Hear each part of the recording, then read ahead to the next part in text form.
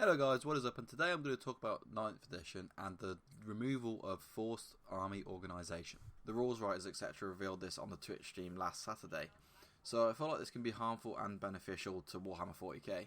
I feel like it would be beneficial for casual players because you'll be able to run things like 8 dreadnoughts and have maximum command points, where previously in 8th edition you could run 8 dreadnoughts but you'd only have like 3 command points etc. because you only get 1 for a vanguard detachment.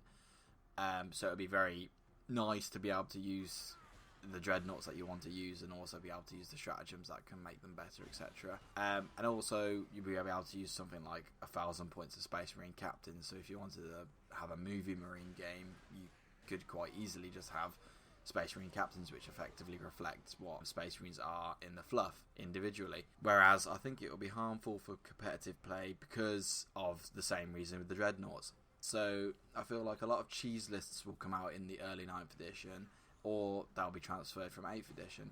So one of the big cheese lists at the start of 8th edition was the Eldari Flyer list, and part of the punishment of using this list was that you had low command points, because an air wing detachment again only gives you 1 command point, so you can't really use many stratagems. However, that list will then become infinitely better because you can use those flyers and then gain the same amount of CP as your opponent, and then you can use it on all the good stuff. So the Eldari Flyer list has instantly become better in 9th edition based on this alone. I say better, even better. So I want to see how Games Workshop adapts this rule. Being as we've only been given a snippet of this rule, we don't know what else will come of it. Whether there'll be non-forced organisation in casual play and forced organisation in competitive play, or it will be in neither, or it will be up to tournament organisers' discretion. We don't really know. So the actual non-forced organisation isn't that bad on its own, but when in combination with the command point rule of each player will then get the same amount of command points at the start of the game to spend on whatever they would, that's where the interaction between those two rules is going to cause the problem, like I've highlighted before with the Eldari Flyer list. Additionally, I do believe the interaction between these rules will also bring a little bit of imbalance between armies. So in 8th edition there were some armies that were pretty reliant or semi-reliant on CP usage, and the army composition reflected this. So Genestealer Cults and Imperial Guard both tried to maximise CP generation to then use on stratagems to make the army obviously better on the tabletop.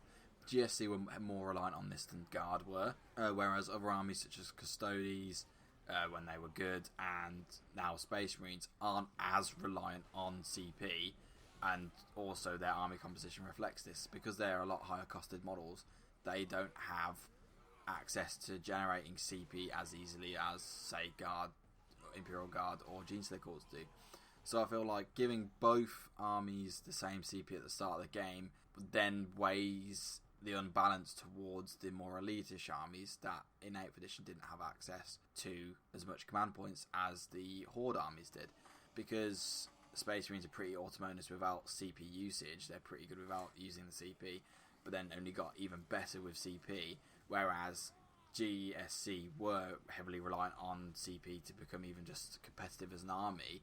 By giving both those armies the same command points, you're essentially giving the armies that didn't have access to as much command points a buff, whereas in a sense it's actually debuffing or nerfing Horde armies that were so reliant on CP, because now they've got access to the same CP.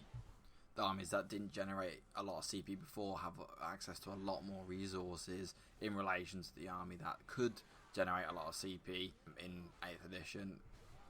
Okay, so those are just my initial thoughts on these new rule changes. Of course, I can't really speculate more than I have done because they haven't really expanded on the rules, and hopefully they will put something in to address the points that I've brought up. However, I am interested in what your thoughts are, so if you have any thoughts on this, then please do leave a comment below. And if you do like my content and like me talking about Warhammer 40k, then please like, comment and subscribe.